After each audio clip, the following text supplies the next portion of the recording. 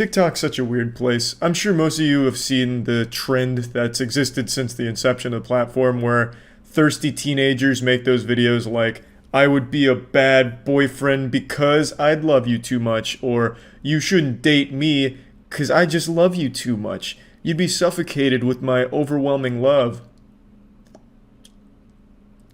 You know, shit like that. It's super weird. It's like romance to them is like it is in anime. It's just super fucking goofy. But today someone sent me a link to a guy, an Adonis, really. And I took one look at this man and I said, yeah, this guy fucks. And then it turns out he doesn't.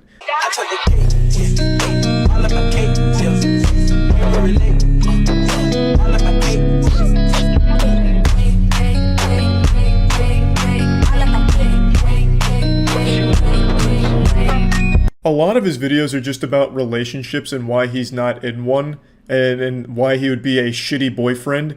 And it's the cliche thing I mentioned where he's like, I'm too much of a lover. My love is too powerful for mere mortals to understand and tolerate. I would literally murder someone with love. I would fuck their butthole with love, and you're not ready for it. Thus, I have to be single. Everybody wants to know why I'm single, and these are some reasons why. If I was your boyfriend, I would be very overprotective. Like, no one's talking to you but me. I would want to hang out all the time. Like, I want to be with you. I would FaceTime you and text you constantly, and then you would probably end up getting annoyed. Bro, I'm not even dating you and I'm ready to break up. He's just actually listing off red flags and giving legitimate reasons why he would fucking suck to be in a relationship with. It's supposed to be one of those cutesy videos where girls are supposed to have their heart melt like, aw, he's single because he's so caring. But his just comes across as, wow, I can totally see why he's single with this kind of shit. It almost just sounds like threats like, hey, if we're dating, you're not talking to anyone but me. Your parents? Nope, we're cutting them out. Your imaginary friend? I'm gonna go in there and fucking murder him. You are only gonna communicate with me. Thus, I have to lock you in the basement to make sure that you don't betray me and talk to somebody that's not me. I want everyone to know. Like, I want all my friends, all your friends, my family, your family. I want everyone to know that we're together. So those are some reasons why I'm single. You know, to be honest, I actually can't believe that he's single. These aren't the worst qualities in the world. Yeah, you know, maybe it's a bit clingy, but it could be worse. He could be addicted to ketamine. Maybe he is, but he didn't mention it here. And if this is all that's wrong with him here, hey, maybe it's worth the chance. A message for all ladies. All right, ladies, listen. Any guy you date should see you as a priority, not an afterthought. If a guy can only text you how he feels, he doesn't feel anything. If a guy's not willing to show you off, you can show him the door. If all they want to do is play Fortnite, you tell them good night. Actually, pretty good advice here, I have to admit. If your man just wants to play Fortnite, you just tell him night-night, and then you go and turn yourself into the police because you were dating a child, you sick fuck. Yes, I'm single, but if I wasn't and I was in a relationship with you, these are the things I would do. I'm wet, panties are sodden, god damn it, he's the perfect man. Jesus Christ. You'll notice that there's like a striking similarity between the things that would make him a good boyfriend and the things that also make him a bad boyfriend. It's basically just the same thing. He's obsessive. Like, he will literally always be there. Like the boogeyman under your bed, making sure that you're sleeping soundly. If you date me, I'm slapping that fucking phone out of your hand, trying to talk to somebody that's not me, you naughty harpy. The fuck do you think you're doing? I'm always there to hype you up. You want to do something? You do it and I'll be there to cheer you on. As long as it's just me there, cheering you on. Reasons why I'm a bad boyfriend. I always want kisses and hugs. Like, even if it's random, no matter what time, I always want them. I always want to give you anything and everything. Like, even if I don't have it, I just want to give it to you. I don't want you to pay for anything. Even if I don't have enough money, I want to spoil you. Dinners, movie, anything, I want to pay for it. I won't let you. I want to show you off. I'm gonna post about you. Even if you don't want me to do it, I can't help it. I want to show you off, baby. I will always put you before me. Even if you're having a great day and I'm not, I will just hype your day up and I won't tell you about how bad my day was. But those are some reasons why I'm a bad boyfriend. Oh my god, it's so dreamy. You don't want me to post about you? That's too fucking bad. I'm putting your nudes on Twitter because I'm so proud of you, baby. You got a great body. Those ass cheeks and the way that they can clap. Oh my god. The world needs to know. I'm going to show you off, baby. I feel bad singling this guy out because, like I said, it's so common. So many people on TikTok do this exact same shit. Like, I'm such a bad boy. I would take you to a drive-thru and I wouldn't let you pay for your meal because I'm bad. I'd be a bad boyfriend. But the reason I chose him is because he has whole compilations dedicated to these videos because he's done so many of them. And it just made it easy to have like a nice cum dumpster full of these bad versus good boyfriend things. So anyway, I just wanted to briefly touch on this because I think it's super weird. I know it's not like uncommon for people to be like, I'm actually super shitty at being in relationships because I'm just too goddamn nice. Nice guys don't win, am I right, girls? Yeah, I see a lot of that shit, and then this is kind of the same thing. Like, I'm a bad boyfriend because I just want to love a girl, and girls don't want to be loved. They want an asshole douchebag, so I'd be a bad boyfriend. I see it all over the place, and this guy, he's just done it so many times, I figured it'd be a good example to talk about the trend and go into detail on it. Yeah, so that's really about it. So yeah. Today I watched a video that was physically painful for me to sit through, which is pretty uncharacteristic because I'm not really the kind of guy to cringe at anything or find it hard to finish a video. I've never failed a try not to cringe challenge or anything like that. I'm the kind of guy that could watch 2 Girls, 1 Cup while eating chocolate ice cream and not feel a thing. But I saw a video today that was just hard for me to watch because it reminded me so much of me. A while ago I made this video telling an embarrassing story from my life where I hyped myself up in the mirror for days leading up to this climax where I would go to GameStop and tell the girl that worked there she was beautiful, and then I finally did it. I panicked and ran away from her, just sprinted out of there as if the building was on fire. It was basically a ding-dong ditch with a fucking creepy compliment attached to it. To this day, I'm still shocked she didn't report me to authorities, just call the police as I was running away. I wouldn't have been surprised to see a police sketch of my face posted on all the wanted posters or something looking for the creepy GameStop guy. But anyway, this is relevant because the video I want to share with you today, it's a video of a guy who did almost exactly what I did, but without running away. And my god, it's bad. It proved to me that I made the right call sprinting out of there that day, because it could have been much worse. It could have been as bad as what you're about to see here. It's very clear that under no circumstances does this ever really work, because real life is just not like anime. What? No. Graduated? Yeah. So you're in college? Mm-hmm. Where?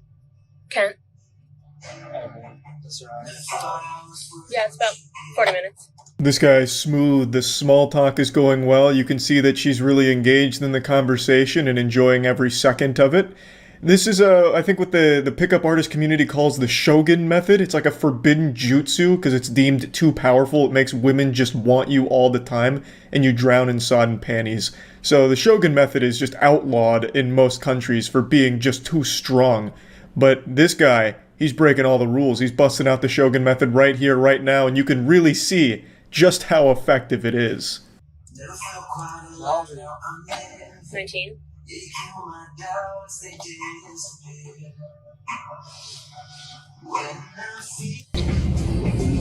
You only pick out a speaker? I think you got it. I got it. Yep. What city is Kent? Kent. I really do wonder how long he'd been here trying to flirt like this for, because she stopped and started the recording multiple times and he was still going. She also started this video like in the middle of a conversation that he was trying to start. So I have to imagine it'd been like 10 minutes of him just unsuccessfully fucking diarrheaing out bad small talk. Like, I don't know why he'd continue when it's very clear she's not interested. She's giving one-word answers. Yeah, no, Kent. And he's like, yes, fuck, nice, jackpot, bang. There's a city called Kent and the college is called Kent. Is that like East Cleveland? No, it's Kent, Ohio. So it's not even part of Cleveland? No. Is it part of Northeast Ohio? I guess. I'm gonna take this. Okay. My country. My man's been stun-locked by Kent. He's on like a whole side quest with the Kent lore here, and it's not really doing him any favors. And then he gets a little quirky and takes money out of their tip jar, I guess. I don't really know what that is about, but, you know, all power to him. You know, if I can't get this girl's number, I might as well take the money from the tips over here, so that she'll remember me then as a bad boy. 321. Should I pay with this? And you, oh shit, sorry.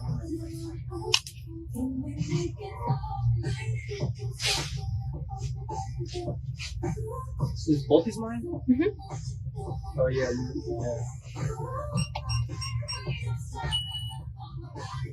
You wanna know my thing? I'm good.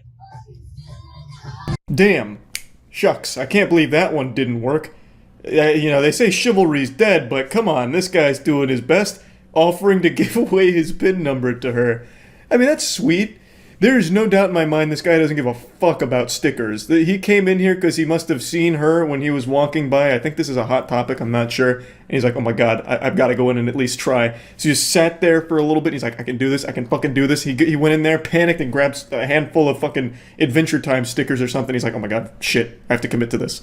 Maybe that's what ruined his chances. She thought less of him because he was buying stickers. He should have just done the Always Sunny in Philadelphia method. Should have just went in there and just, hey, where do you keep your Magnum condoms for my Magnum dong? Also, what's the deal with Kent? You know, he really likes Kent, I guess, because he's treated this lady like she's the goddamn tour guide for Kent. So, I mean, I feel like there might have been a better play if he had only just grabbed the better item. Because there's no doubt in my mind he is not here actually shopping for stickers. He just happened to pick those up because he needed some excuse to be at the cash register. Do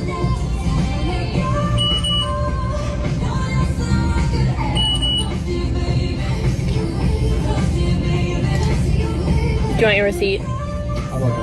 Alright, you're all set. Am I though? Yup. Are you sure about that? You have Instagram? No. You're too cool for Instagram? I don't like social media. Why not? Perpetuates some bad vibes from people. You're cute. Thanks. I didn't even know it was this possible to look so uninterested and uncomfortable in a social situation. She is like actually collapsing into herself from the fucking cringe of this guy right now. It's unbearable even from an outside perspective. I can only imagine how awful it must have been to like literally be there. I bet other shoppers in the store, if there are any, also haven't forgotten this day if they overheard this conversation or saw this from a distance, because my god. So this is when he finally drops the "you're cute" line, which in my case was beautiful. Mine was a little better, I'd say. And then he didn't run away. He sat there and just fucking waited for a long time. He should have just ran away, honestly. Like, he should have taken a page out of my playbook from my embarrassing fucking history of trying to talk to girls, because it would have saved him at least a little bit more embarrassment. The heck you said? No, You ever go to the beach? not really. Or Lake Erie? On a boat? It's not really a beach, is it? It's a lake.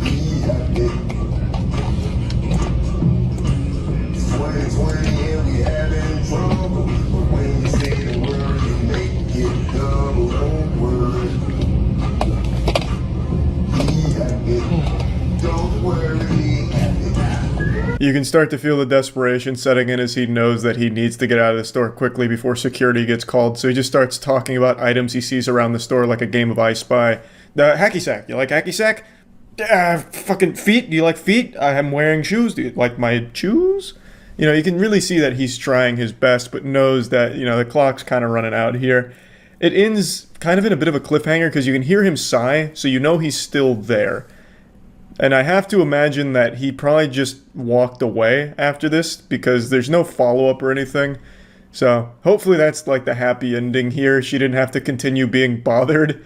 And hopefully he learns a valuable lesson. I know I did when I did something similar.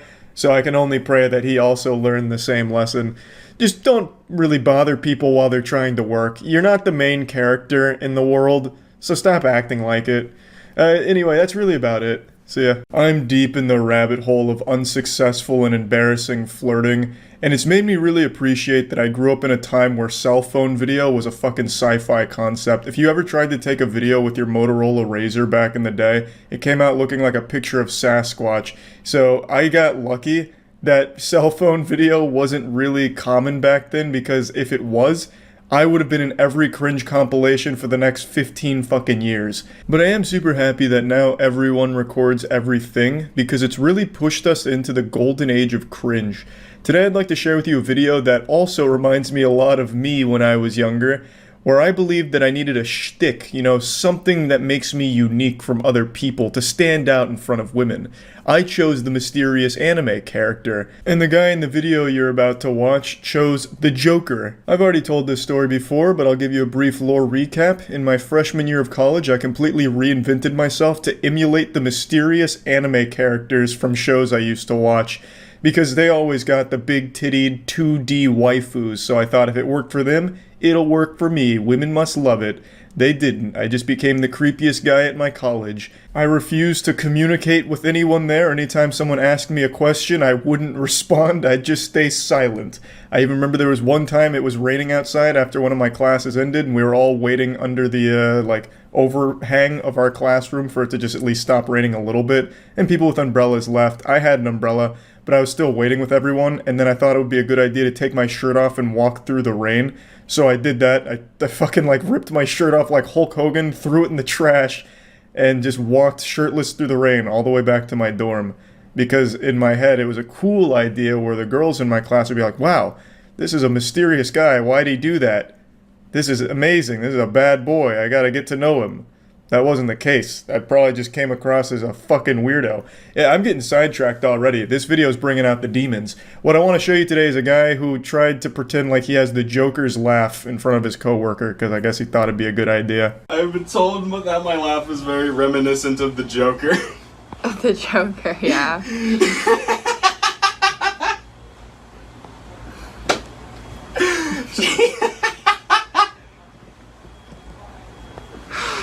I hear it, I think, yeah. For some reason, everyone who's ever taken a single theater class in high school has all decided that they're gonna be the next Joker, so they all practice the Joker laugh a million fucking times, and we've got some classic videos from it, such as the, "I'm the Joker, baby! Ah!" And then there's that one where that dude was painting his face and doing the laugh, and then his roommate walks in concerned, damn near called the police on him. We've got some amazing videos from it, but I don't really understand why so many dudes think it's a good idea to pretend to be the Joker to get laid. It's not really effective for flirting. You just come across like a psychopath. It's not like the Joker was slaying pussy. Are you laughing because I am? Yeah.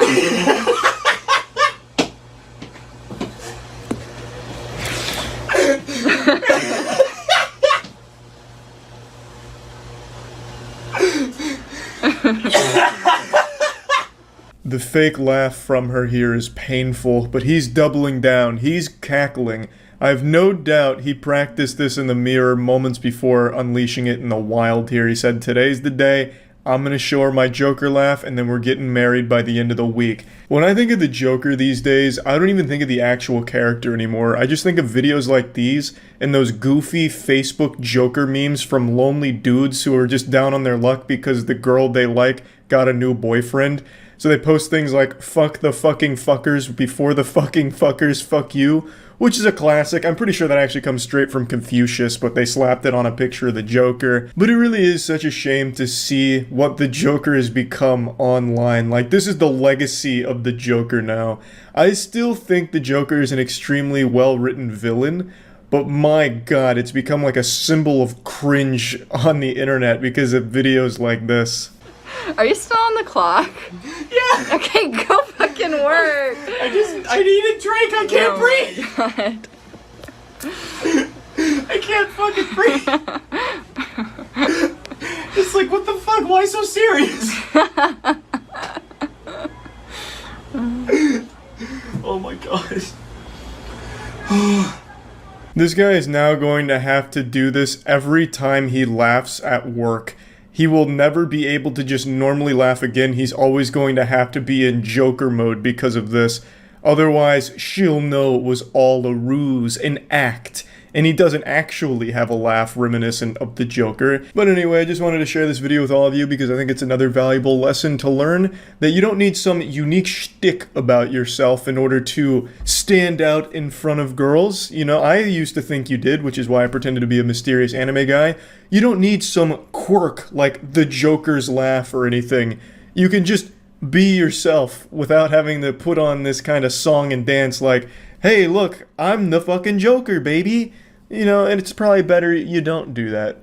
But anyway, that's about it. So yeah. A couple days ago, a video went viral on TikTok. It's a creepy guy leaving a disturbing voicemail to a woman where he basically hypes himself up as the perfect man, and the lady was truly lucky that he graced her with his presence. He's the ultimate fucking alpha male, super masculine specimen, and he's taken time out of his busy day to send her a voicemail. And of course, this shit gets weird fast. He leaves multiple voicemails, and they get more and more aggressive and sinister.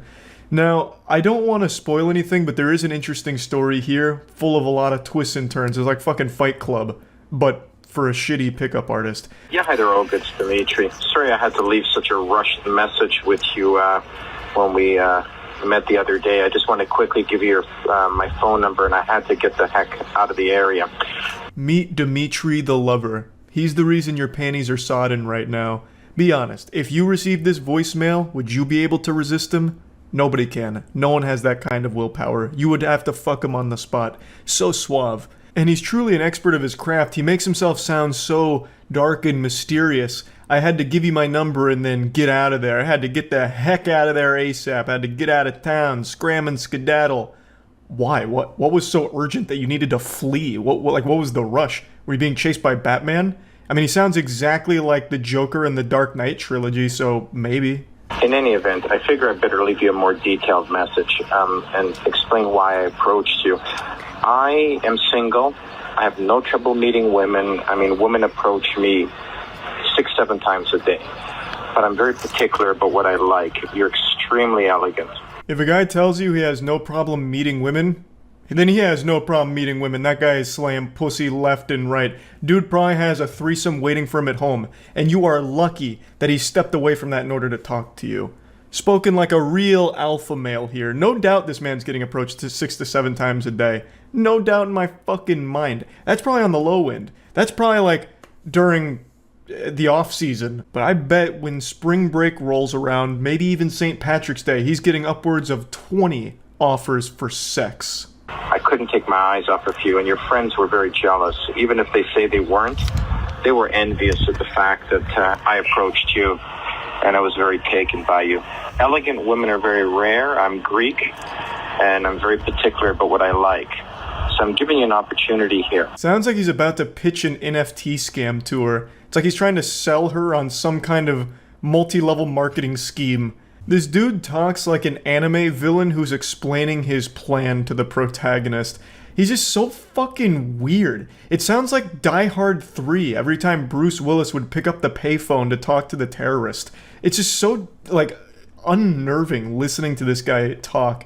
And then, of course, he goes into, your friends were jealous. Did you know that? I saw it in their eyes. They were so fucking envious of you when I approached you.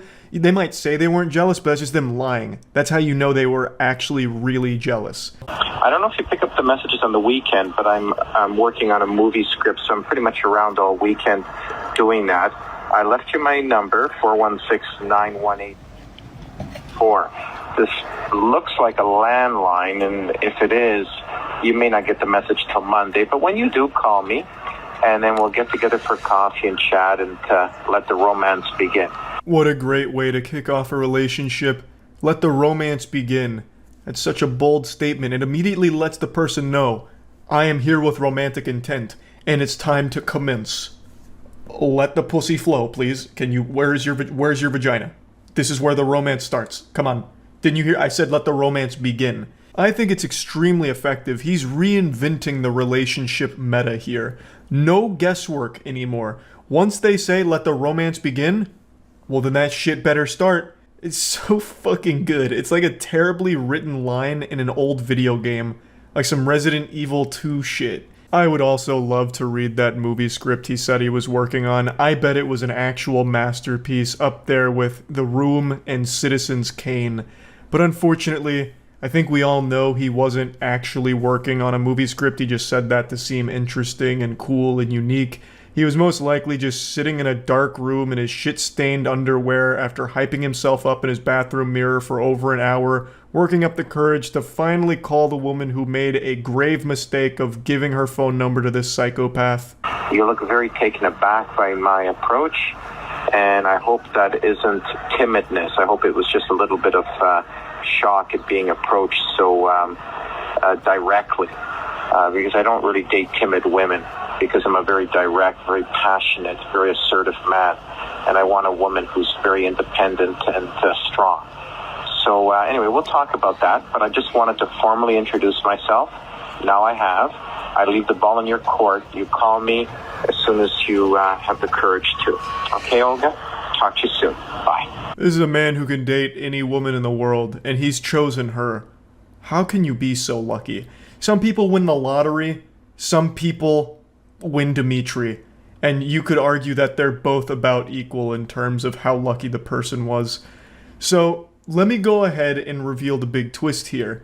This is all genuine, this is real, it's not fake, it's not staged. But the twist is, this is not happening currently. This is about 10 years old, I think it's like 9 or 10 years old, and it comes from a pickup artist named James Sears, who also went by Dimitri the Lover when he was in the pickup artist game. He had his own little alias as Dimitri the Lover, and this was one of the voice messages he left to someone named Olga. That is not the lady in the TikTok here, and she's not trying to, like, deceive people or hide it. She, in another TikTok video after this, clarifies, like, hey, look, I'm not Olga. This is actually just an old sound clip from Dimitri the Lover, who actually sent this to someone named Olga.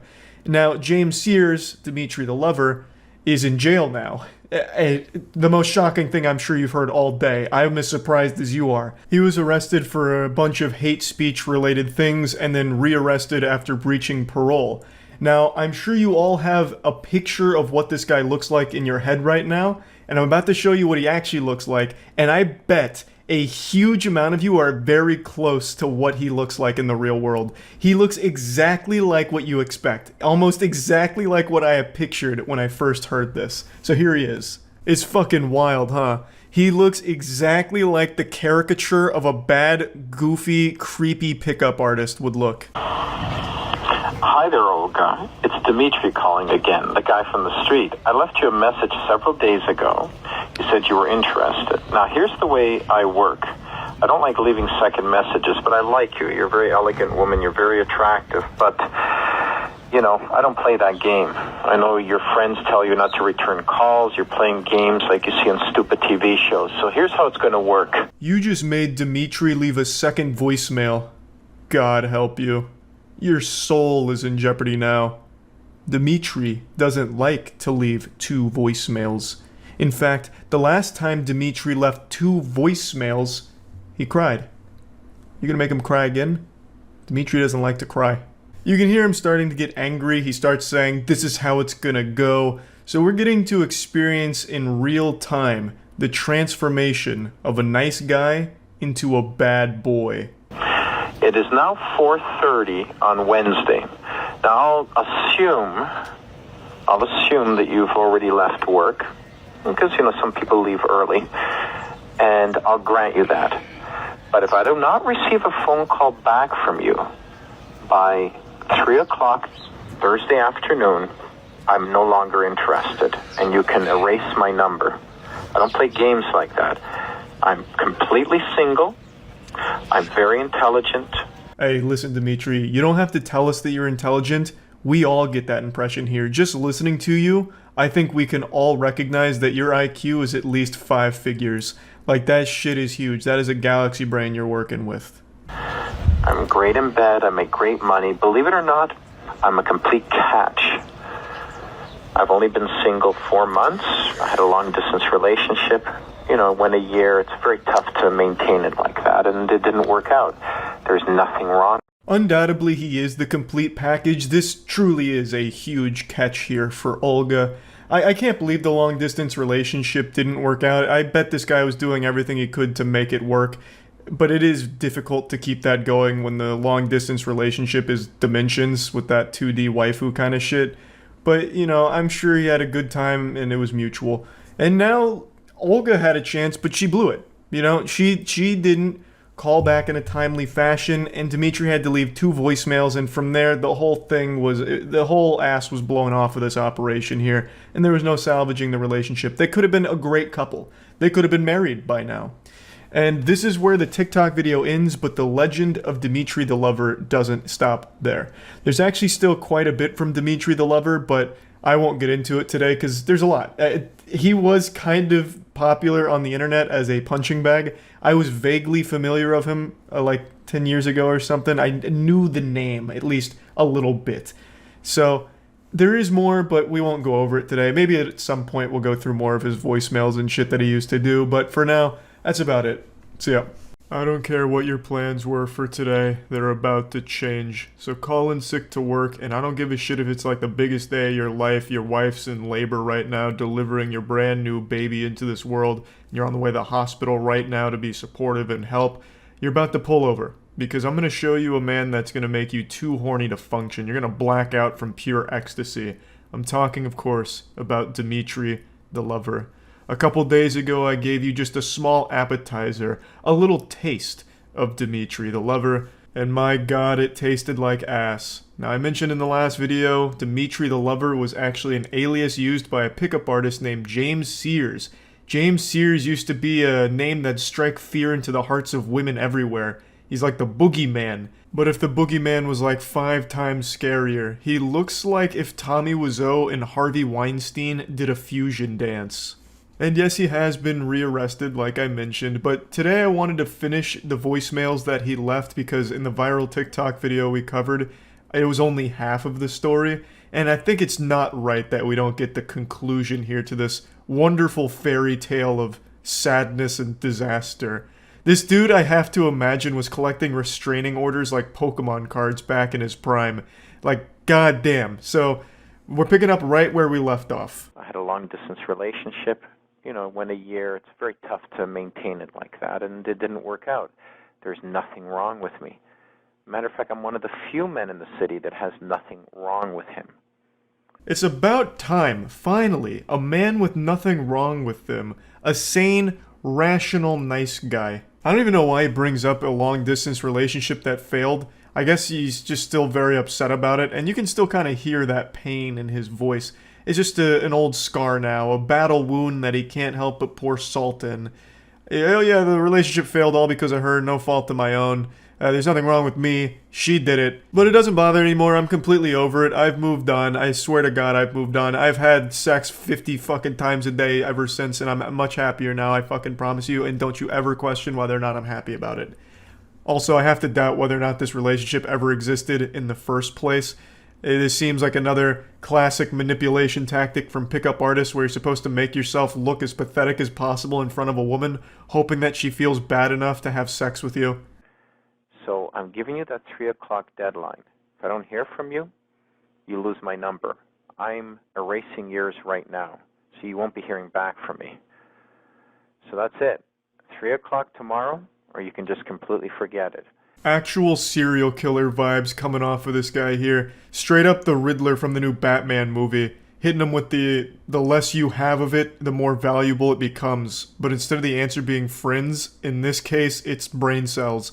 I don't understand how someone becomes this delusional, this out of touch, and not have a single iota of self-awareness like, damn, this is creepy. He is actually pretending to be a fucking movie villain. Now, I understand if you've got other issues, like maybe you're not playing games, maybe you've had, I don't know, maybe you were abused in childhood, maybe your mother has cancer, you're going to chemo, maybe you're just a person who's extremely frightened or has an anxiety disorder, maybe you're on some medication for that, I don't know. There could be another issue that I'm not aware of. Honestly, that's the only logical explanation for why she hasn't called him back yet. That she must have been abused as a child. All of that trauma from her childhood makes it very difficult to fall in love with a real good man like James Sears. Honestly, this voicemail reminds me of the movie One Missed Call, the old horror movie that scared me when I was a child, where you get like a phone call and it's a voicemail of you dying on the other end and then you die in real life. Getting a voicemail from James would be scarier than if one missed call was real.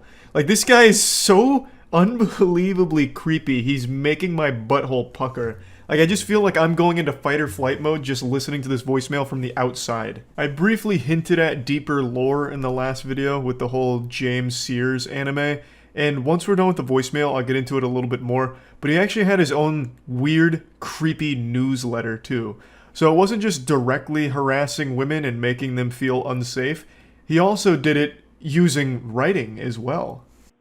But nobody says, call me, hands a person a business card, and then doesn't return calls. It's extremely passive-aggressive. You should actually look that up, passive-aggressive personality disorder. And you let me know if you've got issues, psychological issues, if you're on any sort of medication for anxiety or depression, I'm not interested. Dude's making this sound like one of those dick-growing pill commercials like Cialis or whatever. If you're taking any of the following medication, then Dimitri the Lover's not interested, and then just goes into list potential side effects. You also gotta love the pickup artist classic of insulting the women.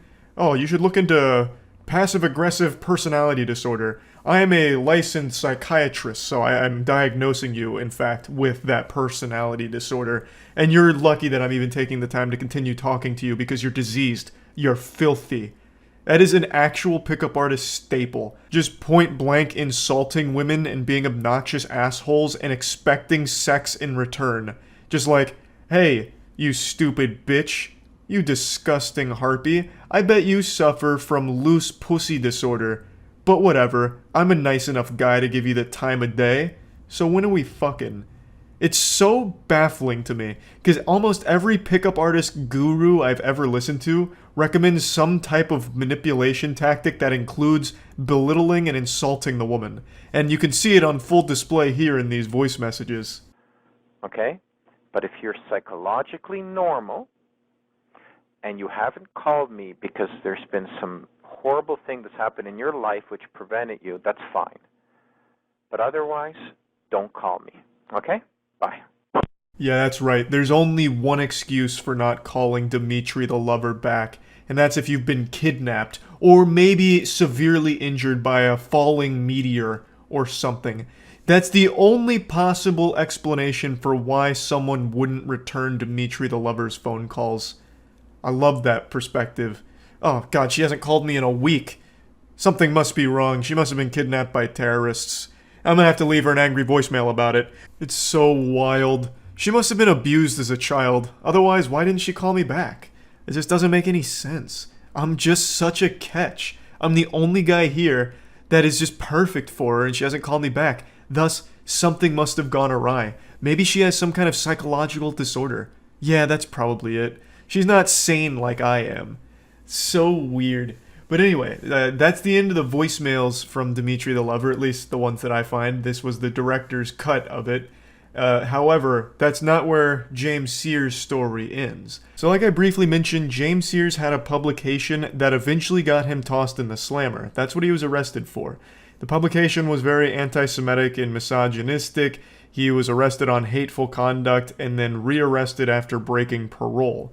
I've only been able to find a few snippets of his publication, and you can see just how deranged this shit looks. It's like an old GeoCities internet page in like the late 90s. It is formatted like it's actually from a crazy person in Arkham Asylum. This shit is bafflingly wacky. And it's not easy to say this, but I'm gonna say it anyway. It makes me question whether or not Dimitri the Lover really was as sane as he said he was in those voicemails. He said he was the only man in the city with nothing wrong with him, but then I look at this publication and I think to myself, are you sure? You sure there's nothing wrong with you? You know, I just have to doubt it. But again, it's Dimitri the Lover, alright? The savant of seduction, the savior of sex, right? Like, who am I to question his expertise? But yeah, anyway, I just wanted to at least finish the voicemail and tell you a little bit more about James Sears, aka Dimitri the Lover. Yeah, that's about it. See ya. You have been lied to. For your entire life, you've been fed a fib. You've been living in a dimension of dishonesty. And I'm here to be the schoolyard bully who drags you back into reality, kicking, screaming, and coming. Pickup lines don't work. It's like the Tooth Fairy. They're not real. They're not effective. They're just weird. I know, that's a tough pill to swallow, but I'm giving you the cold shower you need right now. Is confidence important? Absolutely. No one wants to date some sad sack of shit. But it's not the only thing that matters. Which leads me to what I'd like to show you today. On TikTok, a lot of people have conflated confidence with pickup lines, and there's one man in particular I'd like to show you that I think is the perfect case study for why this is a bad thing. Pickup lines will never work for the majority of people in the world. Unless you are an actual chiseled Greek god, a pickup line is only going to serve to make you look creepy and dry up every vagina within a 5-mile radius. It's just a cringy, gross thing. Pickup lines only work in YouTube prank videos where it's all rehearsed and fake. But a lot of people don't seem to know that, so a guy on TikTok has been using pickup lines pretty much every day for the last month on strangers out in public, hoping to get their numbers or go on dates, and he's been rejected at least like 100 times now on camera, it feels like, in only a month, so he's setting a real world record here. Hey, excuse me. Hi, I got you Pop-Tarts for looking so beautiful. What's your name? I have a boyfriend. You do? Yeah. What's your name though? I don't... Oh, okay. Well, I just wanted to say you're pretty, okay? Thank you. You like my Pop-Tart line though? Thank you. It was good?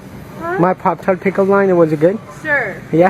I ate Pop-Tarts. Oh, you don't eat Pop-Tart? No, I don't. Okay, have a good day. I wasn't even in the shopping center at this time, but I honestly felt like I needed a shower just from even seeing the video. It's just so uncomfortable. You could tell the girl really just was dreading every second of that interaction. It only lasted about 35 seconds, but I bet it felt like an entire 24 hours worth of misery for her. And for him, too.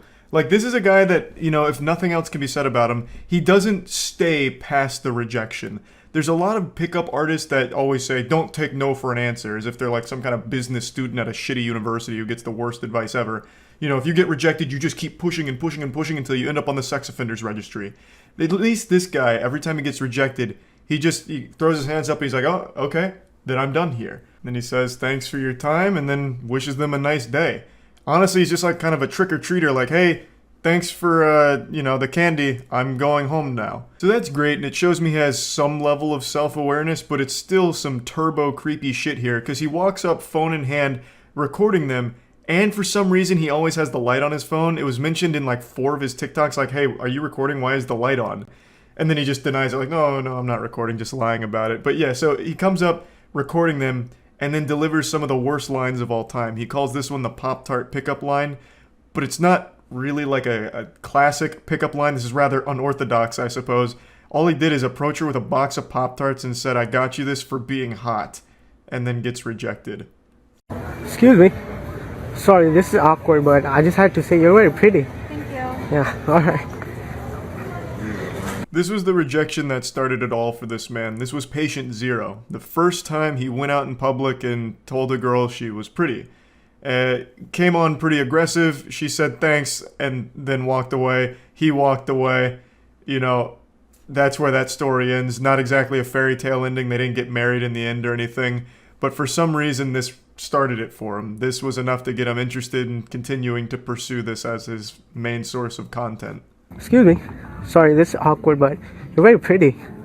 Oh, thank you. What's your name? Oh, I'm Jasmine. Jasmine? I'm Nigel. Oh, Jasmine, like the flower, huh? Yeah. Well, you do look like a flower. Oh, thank you. I'm just kidding. What are you up to? My man panicked right there and hit her with the just kidding. That was the real-time equivalent of the classic, hey girl, you're super hot, I want to fuck, and then 5 minutes later with no response, LOL, sorry, just kidding, that was my friend that was on my phone, not me, I didn't type that, how are you? Like, you can't just throw that out there and then immediately backpedal like that. He just bailed instantly. Excuse me.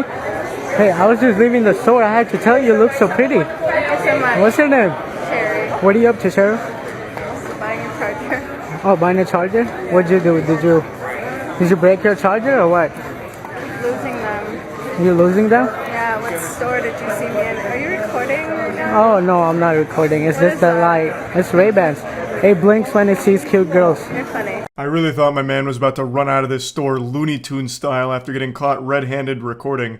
That's usually what's the creepiest part about these kind of interactions is they film themselves, like blatantly filming themselves recording the whole interaction. I don't know how they don't get called out more often for it, but it's super weird every time. But yeah, this was one of his more brave ones, just right in the middle of the store as she's trying to check out. You're pretty. Why are you buying a charger? No, I'm not recording. Yes, I have an erection. So what? Excuse me. Hi, I'm sorry, I just had to tell you look so pretty. Oh, What's your name? me? Nee, what are you up to, Nee? I like that. What is that? I don't know what's it called. Trying to get you tattooed on my arm. I'm just playing. How's your day going? Good, yours? Yeah, you don't get approached a lot? You look nervous. Am I making you nervous? No, I did, but I just kept walking. You got scared, huh?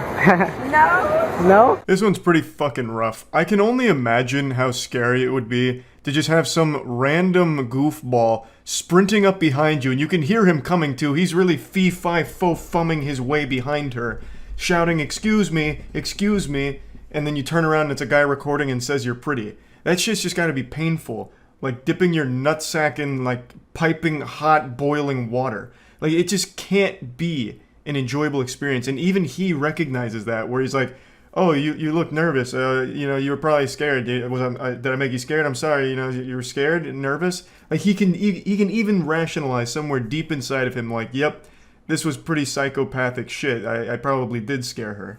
Excuse me. Sorry. This is awkward, but I love your outfit. Oh, thank you. What's your name?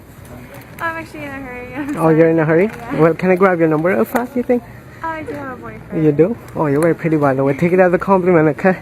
Yeah. This one was pretty cool because he performed it in front of an audience here. That guy in the back is very well aware of what's going on here, and he's got front row seats to the cringe Super Bowl happening in front of him. And you can see even he's cracking a smile from time to time after how uncomfortable this whole interaction is. Excuse me.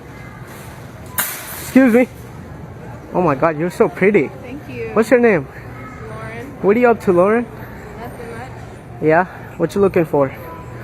Close? I'm looking for your number. I have a boyfriend. You do? Alright then. Well, you're pretty, okay? I swear to God, this guy has heard the word boyfriend more than he's ever heard his own name. Every time he walks up to a woman within 3 or 4 sentences, he's able to get them to say, I have a boyfriend, or sorry, I have a boyfriend. Like, I don't know how many times you can take that. Just stop. Just fucking stop. Stop using your pickup lines. Stop recording yourselves trying to, like, come on to women in a really creepy, aggressive way. Just stop it. Excuse me. Hi. Do you know where the library is? Yeah, if you go all straight, you should see it. So just continue straight across the bridge. Oh my god. It's to your right. The way you like pointed, you're definitely my type. I just playing. What's your name? Jocelyn. Jocelyn. What are you up to, Jocelyn?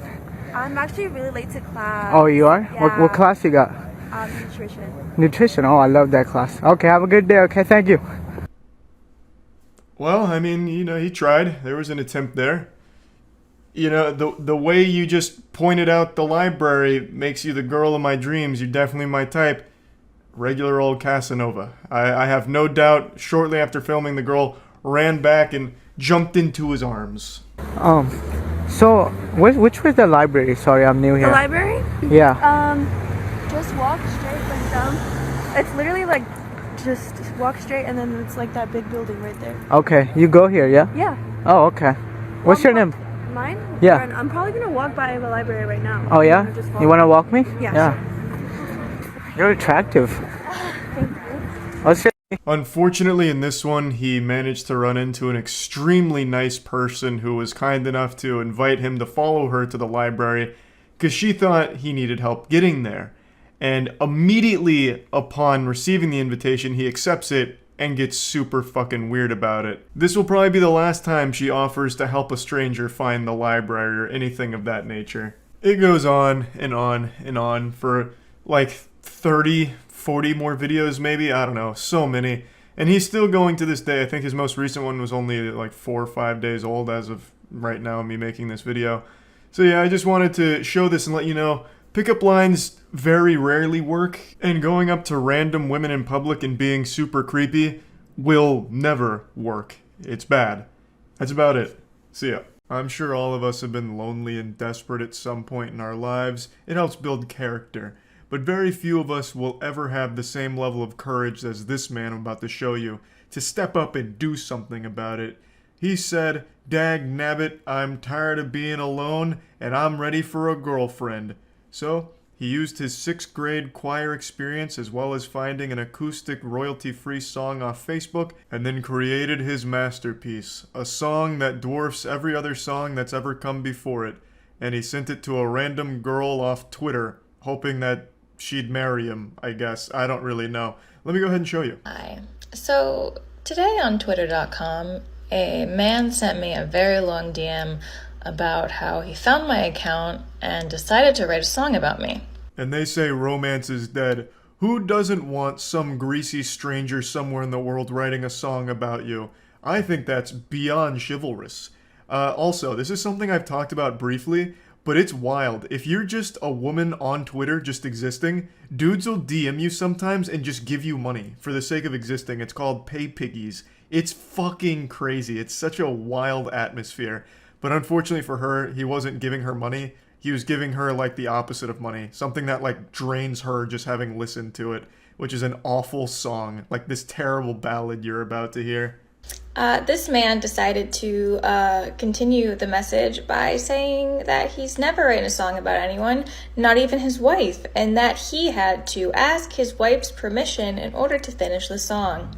Sorry, just one more quick segue before getting into the song here I need to talk about. This man doesn't have a wife.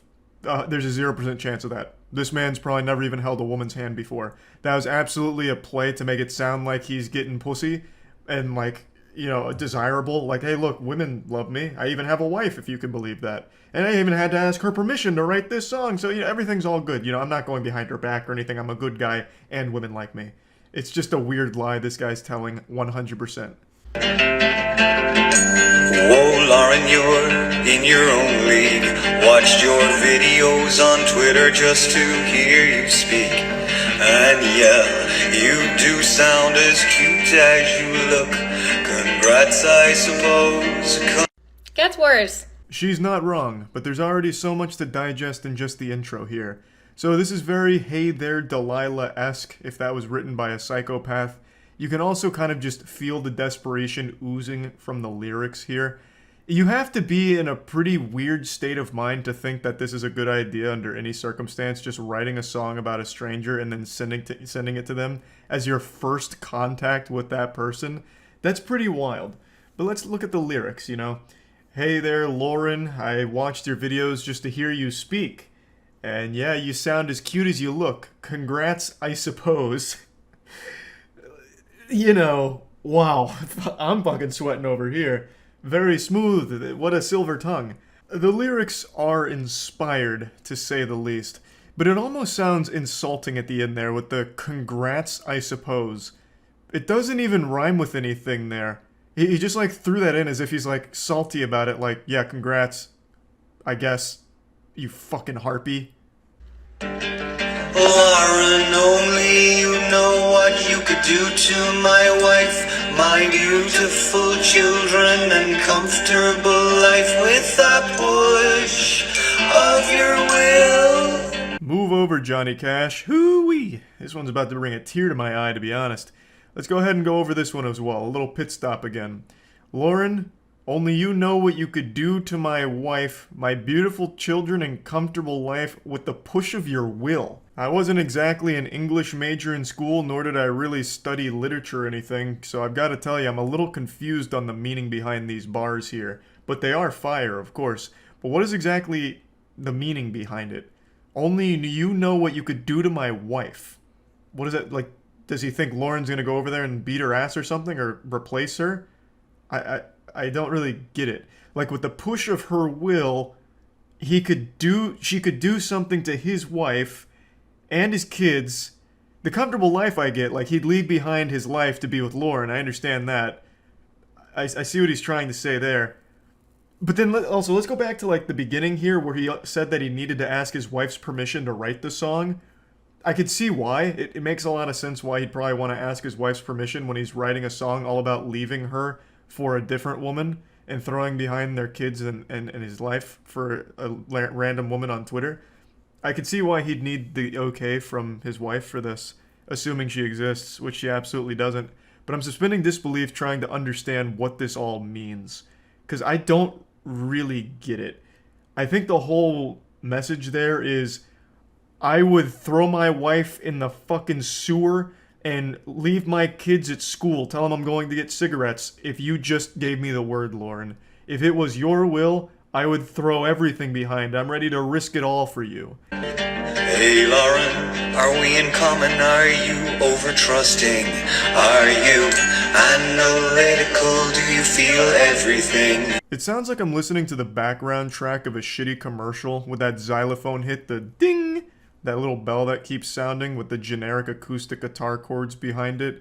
It just doesn't even seem like it's supposed to be a love song. There's nothing romantic about it at all. It just sounds like a cry for help. This guy should have let me ghostwrite it for him. I'll hit you with a timeless classic to really wiggle your finger to and get you laid. Hey darling, hey, let me love you. Let me kiss your pretty lips. I'm feeling kinda hungry. Let me eat those titty chips. I'll be honest, I'm all alone. But give me your hand and let me give you a home. Yeah. That's not bad. That's a chart topper, honestly. I'm gonna fucking write that down. And more, I guess you're like razors of steel, with grace and zeal and sex appeal, all dwarfed by your will be still be. So anyway, I blocked him. The nice guy loses again, god damn it. What is wrong with society when a banger like this ends up getting you blocked instead of getting you dick deep in some good high quality vagina? Blows my mind. It makes me sick, honestly. Just couldn't appreciate the fine wordplay and zeal and sex appeal. Oh. In a follow-up video, she showed the DMs here, and they're a lot worse than I expected them to be. So first of all, the amount of comma splices Alan's using here is insulting.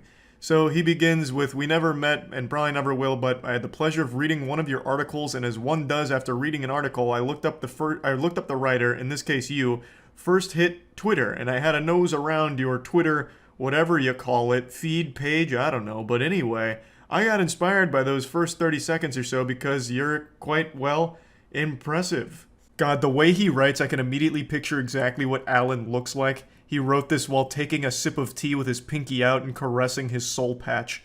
"So I wrote a song inspired by you, and I've recorded a demo to bring to the studio next week, and I thought it would be a nice thing to let you know. I've never had a song written about me, neither has my wife, or at least I don't think she has, but I imagine you get that all the time." Yeah, I mean, I'm sure that's totally normal. What a flex. This is going to be turned into a big song. He's going to the studio to record it. I can't wait to hear it on the radio. 98.9 delivering the hits here with, "Hey there, Lauren, I'm outside your window." He then finishes it off by saying, "My mate/business associate and emailed you pretty much the same thing, but don't know if you actually got that or if I sent it to the right address for that matter. Yeah, red wine on an empty stomach equals messy me." Jesus Christ. One thing about the song, I actually needed to get permission from my beautiful wife to actually finish writing it. Can you imagine? No. No, I can't. I actually can't imagine. You didn't need permission from your beautiful wife to write it, nor did your business partner email it to you, because you even dropped that ruse in the next sentence by saying, "I don't know if I sent it to the right address." So you immediately forgot that you just told her it wasn't you that emailed it. I digress. What a ride. So let's see how he responded to being blocked. My man said, "Oh, blocked, K. Should have said this is a fictional thing, not to be taken literally kind of thing. Ah, well." Listen, Lauren, you see, you misunderstood the song. It's a work of fiction, which means it's not weird. This is totally normal, and you fucked up by thinking it's supposed to be real. But if you so happen to choose, I would actually leave behind everything for you. That's not fiction. It's, just one of those things. A little too desperate, I would say. I would say this was really swinging for the fences, and it didn't work out, which is pretty predictable. The song was trash, and the idea behind it of just writing a random song about a stranger you've never met as a way of coming on to her and flirting with her is weird. Even if fucking Harry Styles did this, it would still be a weird thing to do. Like, it doesn't matter who you are, that whole idea just doesn't really track well. So, Just wanted to talk about this a little bit. If you were thinking it's a good idea to write a song for a girl you have a crush on and the girl doesn't know you exist, it's not a good idea. Let this be a lesson. That's about it. See ya. If I was to ever do a tier list of creepy guys on the internet, the guy I'm about to show you would be the undeniable, top tier, triple S, super smokin' style creep god. The individual you're about to see almost makes that guy that was sending pig carcasses to the coworker he loved seem sane. I know I've called one other person in a video the creepiest guy ever, but the man I'm about to show you today, I think is far more disturbed, so much so that I'm actually somewhat concerned for the safety of the people around him. I'm sure you've seen this video floating around right now because it's going viral, and for good reason. It is scary. The Cracker Barrel, and I was going to play a song for a woman that I kind of like, and I got there, and she saw me, and she immediately pulled away, and I wasn't forcing her to listen or anything, you know, I just wanted to play the song for her. You know, give her her own choice if she wanted to be with me. Now, I'll quickly bring you up to speed on what's happening right now with the lore. So, the cops are there because the guy called them, I believe. So, he's a Kaioken times 10 weirdo. He called the cops because he wanted to report this girl's dad, a girl that he chased around while playing his music to try and win her love. And his music is downright horrifying. It sounds like 5 trash cans being violently slammed together while someone's getting murdered in an alleyway for the vocals. I have been so deep in this rabbit hole learning about this man. It's been like an episode of Mike Rowe's Dirty Jobs just gathering all this information. I'm gonna play you just a quick snippet from one of his tracks. Fire sprout to the moon, to the top and grow! All elements coming together now! Whoa! Feel the rap! The voice of an angel. I can't believe this plan didn't work. It's so romantic it sounds straight out of a Disney film. He also keeps saying he was giving her a choice to listen to his music and fall in love with him. Even though there's no choice here because he was stalking her and chasing her playing this over his fucking boombox, I guess. But anyway, she was so frightened that she ended up calling her dad, and her dad got in contact with him and said some mean things to him. So the guy then called the cops on the dad, hoping to like get him arrested or file something against him. You know? Does she know you? Yeah, I worked with her there for like 5-6 months. Did y'all have a relationship? No, we were talking a little bit, but it never really got serious. Okay.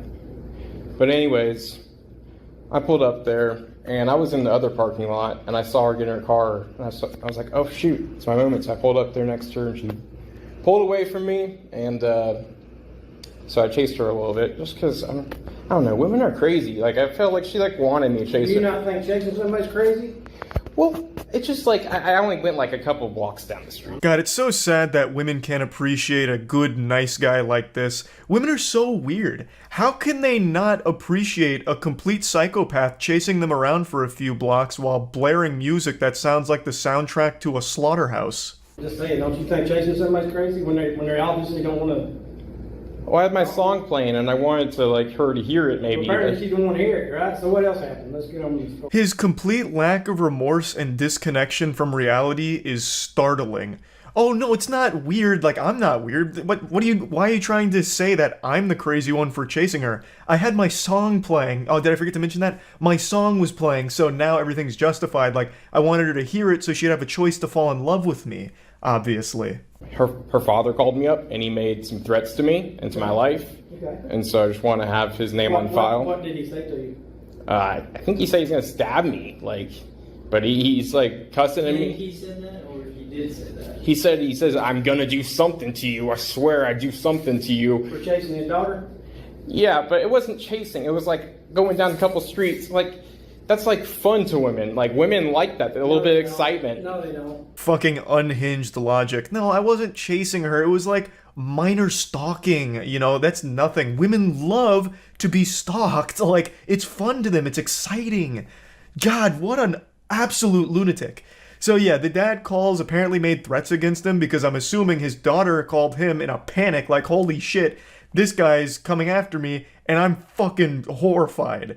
So the dad is trying his best to, like, stop anything bad from happening, so I'm sure the dad in this, like, passionate moments like, leave her the fuck alone, or I'm gonna do something about it, I'll give you a knuckle sandwich, why I oughta. I don't think there's anything wrong with that at all. To try and protect his daughter, keep her safe, doing what he can from a distance. Like, get the fuck away from her, you creep.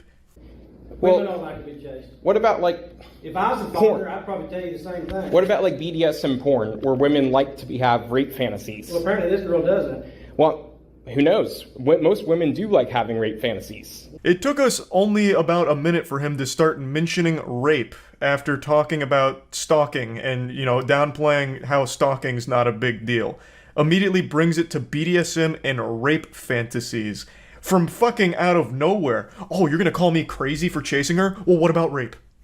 You know, there's rape fantasies in porn, what about that, And then he has the gall, the chutzpah to say most women have a rape fantasy. It's blowing my mind here, this guy's thought process. Fucking crazy. I'm also 100% sure he's never had an actual conversation with a woman. When he mentioned at the beginning they were kind of talking, I imagine it's because they were coworkers, and she said, like, hi to him occasionally, or, like, while they were working, were like, hey, need to do this. And that, to him, was, like, meaningful interaction with a human female. This is, like, a scary individual. His brain immediately jumps to rape when confronted with his actions. Okay. Do you think she does? I don't know. But apparently she don't. Well, so what do you want us to do? Well, I just want you to get his name on file, just in case he does do anything to me. Do you know his name? I know his daughter's name. What do you know his name? I know her name. I don't know his name. He called me from a restricted phone number. Okay. Here's my suggestion. Leave her alone. A great suggestion from the officer here. Superb. Just get the fuck away from her. Leave her alone. Solves all the issues here. Case closed. Didn't even need Dr. Phil on this one to get to the bottom of it. The solution was obvious. Just get away from her. Well, this is one song I made, and this was the final chance I was going to have. Here's my chance. Here's my advice. It's over. Leave her alone. Okay. Fathers will hurt you over their daughters. Yeah, but that's the thing, is she needs to have her own free will, man. You not understand? I'm a man myself, bro, and I have needs myself. She's choosing her free will by telling her daddy what happened to you, and I'm telling you, stay away from her because he will hurt you probably. She's being controlled by him. For some reason, he's so delusional, he keeps thinking that she doesn't have her own authority to make her own choices, yet keeps saying she needs her own free will. She had her own free will by running away from you. By, like, being scared of you, running away, and then telling her dad that is her making choices to try and protect herself from you. Because you are the threat. You're the fucking danger that's knocking on her door, and she is responding with her own free will of getting the fuck away from you as fast and efficiently as possible. It's just such a scary thought process because in his mind, he's totally justified in everything that happened here, and it's all normal to him. And the fact that she's not in love with him right now, not in his arms, in his bed, is because her dad is forcing her to make choices to split the two apart. It's not her making those choices because he's perfect. The guy with his music, his mixtape that sounds like 5 fucking squirrels being blown to pieces, he thinks his music's the best and he's the best man in the world, so there's no way she is choosing on her own free will to not be with him. That is a dangerous thought process. That's fine. That's fine. That's her choice, right? Free choice, free will. I think she should go do porn. Okay, you need to leave. It's legal. You need to leave. Well, we're not doing anything. You need to leave. I'm having discussion on. I'm having a discussion telling you to leave. I actually appreciate how the officer handles this situation here. He's not giving this guy an inch. He is fighting him on every point he tries to make. Not that any of his points have any logical basis whatsoever or any sound reasoning, but I like that the officer's pushing back on everything, and he crosses a line when he says she should do porn. Where does that even come from? Like, everything this guy is saying is a giant red flag, and he needs legitimate help. I was going to let her make her own choice after the song. Well, she's made her choice. And I just don't think she had a reasonable opportunity to make a choice, because I'm going to blow up, and I'm going to be a famous DJ, and I'm going to be like... How old is she? He still really believes that because she didn't finish listening to his song, she didn't have the right to say no. She didn't have reasonable basis for declining and rejecting him, I suppose. He believes he's gonna blow up and be a famous DJ or this and that, thus she's making a huge mistake and needs to reconsider the choice, and her dad's making her choose this. It's fucking terrifying. Oh shit. You know what? Lindsay's dad, I hope you see this fucking video. Now, just like in The Dark Knight, we have the Joker turning the camera on himself here, and we get to take a look at him. And he really still believes everything he's done is justified, and that the girl and her dad are the villains here. You know what happens when women don't ever, come to terms with themselves? The bad shit happens.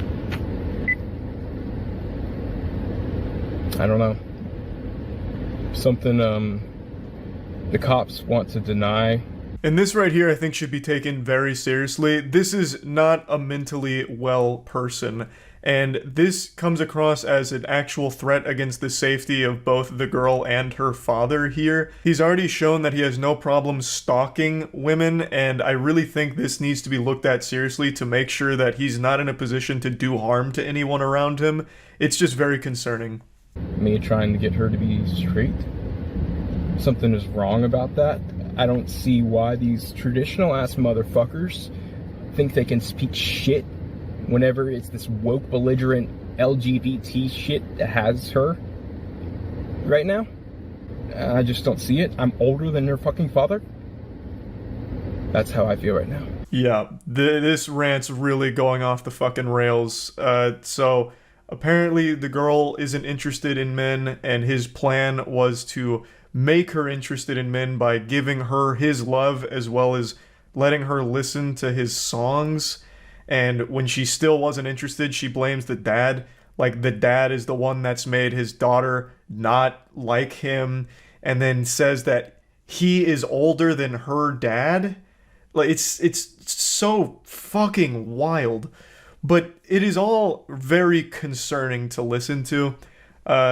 I just wanted to share this because I do think this is the creepiest guy I've seen online so far. And I truly hope that everyone involved here is safe, and hopefully this guy gets the help that he very much needs. Anyway, that's about it. See ya. How far would you go for something you love? This is the inspirational story of a hotel manager who risked it all for the sake of their passion. They pursued their passion with such intensity and determination that they would do anything necessary to get just a brief, fleeting moment of satisfaction from it, at the expense of one of their guests. This is the story about how a hotel manager broke into one of the guest rooms to suck on their toes. He loved toes so much that he was willing to go to jail again for sucking on them. There's a crazy plot twist to this story beyond just the actual suckling of those dogs, but it gets very ridiculous very quickly and goes in some unexpected directions. So I hope you're ready for a wild tale of something that just happened the last couple days in Nashville. And yeah, I heard about the hotel manager that was sucking guest toes. When chat brought it up the other night, I thought that was just exceptional service, but it turns out he was just sucking their toes while they were asleep. Nashville hotel manager charged after allegedly sucking on sleeping guest toes, a sort of nightmare. I actually asked this question the other day to Matt and Danny and Chase. Do you think if you whisper into someone's ear as they're sleeping for long enough and often enough, you could actually influence the dreams they have? I wonder if the people that were getting their toes sucked while sleeping, if they had, like, related dreams about it. It just makes you pee? What? How? Like, if I whispered... Let's say I wrote down, like, an entire movie plot, and I just whisper all of it to someone as they're sleeping and just keep repeating it. Would that have any effect on their dreams? Would they start reenacting my movie plot in their dream? I wonder. One day I'll try and myth bust that.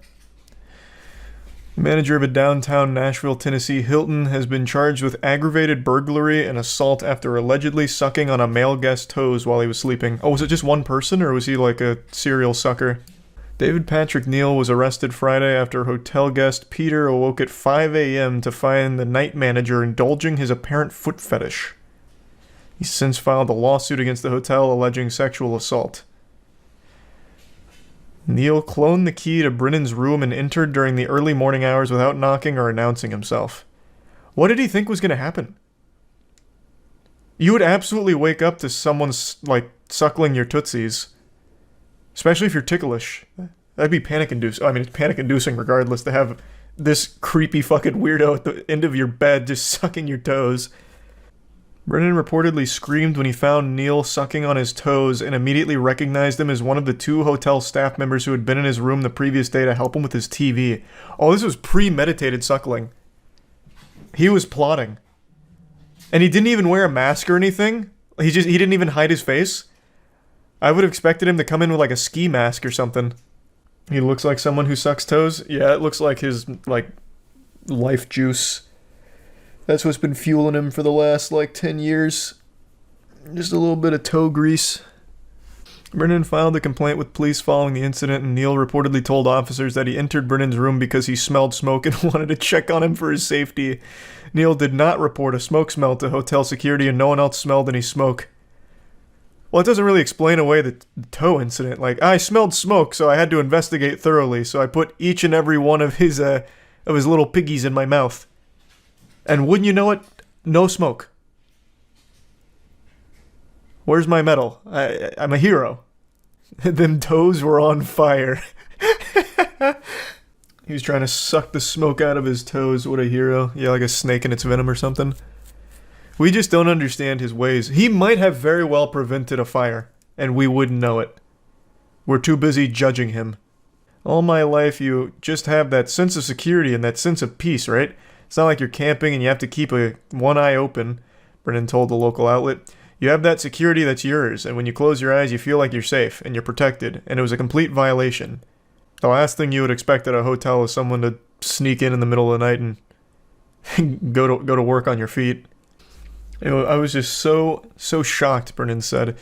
It was, who are you? Why are you in my room? It was almost like a dream, a sort of nightmare. Just didn't make sense. Why is this person touching me? Upon further investigation, Brennan and his attorney, Michael, with Rocky Law Firm, found that Neil had a lengthy rap sheet that included a voluntary manslaughter conviction for shooting his roommate during a fight in 1996. That took a crazy turn. It almost sounds like Brennan got off easy with just a little bit of a happy ending on his toes. Wow. How is this voluntary? This feels like just murder, right? Well, I guess voluntary manslaughter might be the charge for like a heat of passion kill. But killing his roommate during an argument or a fight? Jesus. Multiple charges of forgery, drinking and driving, a manslaughter conviction as well, which served prison time. When Hilton hired this person, they had to have known. They had to have done background checks to know. And the fact that they would put somebody like that in a position where they have the ability to clone keys and have the ability to get into a guest's room. That's a great point. How the fuck did he land such a position at Hilton with a history of forgery, drinking and driving, and a fucking manslaughter charge for killing his roommate in an argument? Or a fight. This guy must have actually been sucking the toes of the person conducting the job interview. There's no other explanation. There's no way. Like, that's not an easy position to land, right? I imagine at a Hilton. That's still a pretty reputable place. Brendan reportedly suffered post-traumatic stress and struggled to get to sleep in the wake of the alleged toe-sucking incident. The safety and security of our guests and team members is our highest priority.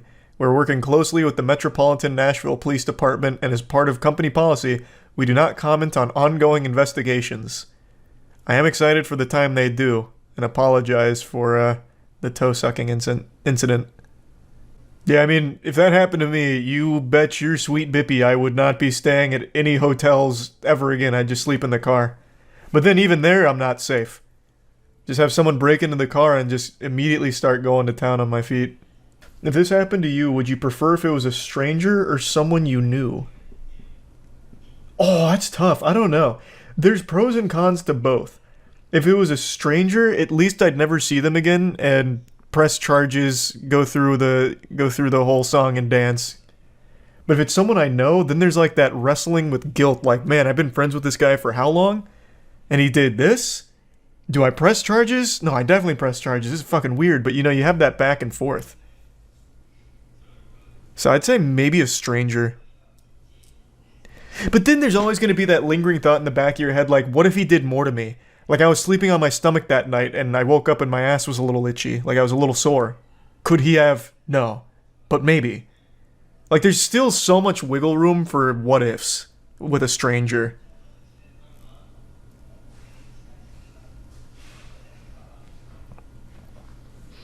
So, I don't know, man. That's tough. Plus, my feet are super ticklish as well.